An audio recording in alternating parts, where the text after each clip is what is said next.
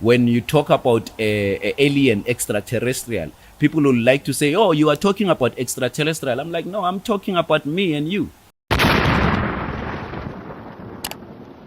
Ungibreakele down futhi uqale ngoZulu. Yes, sir. Izulu, ukuzula, Bantu. Okay, Bantu, I've already break it down by explaining that Ba, it's a prefix of Banaba. When we identify people, Bagwa, Vana, it differs how we use it in our context, the vocabulary we use. And then Ba means the children of. It's an identification of people or particular group of people. And Tu means the sky. That is where we get the name Nut. That is where we get the name Nun. In Sumeria, in Egypt, Kemet, we get it as Nut. So it's an identification of people who travel from the sky, same as Zulu.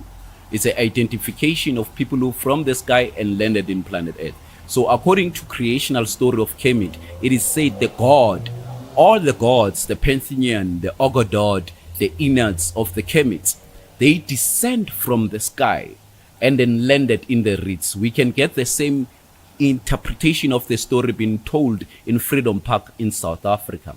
That when they land in the reeds, they came out from the reeds as living human beings. And we can get it in the cradle of mankind in Lowe. So that is why the name Bantu will have a reference of the sky and Zulus to show that the same people who civilize the world, they are from the sky.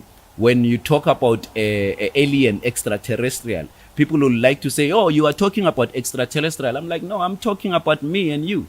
Because no one will have a black DNA or a melanin. When people talk about melanin and electromagnetic that produce waves, you can never have a melanin without passing through the sun. There are a lot of people who have lived here in Africa or next to a climate that is high rich of factor of heat, where they are burned by the sun. But that same sun doesn't change their melanin. You need to inherit it through genetics, and we inheriting it through the genetical bloodline from our chromosomes of our ancestors. It because our ancestors passed through the sun. That is why we have legends and sagas of creational story that we are from the skies.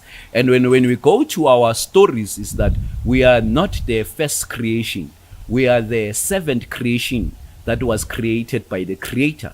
So there's a lot of times where the Creator has destroyed the world. So there's a lot of legends. These are the beans that I'm spilling of the kings. 7,000 years. That's how long the battle between Eternals and Deviants has raged for. You think I'm a movie star? Well, I am. But I am also an Eternal.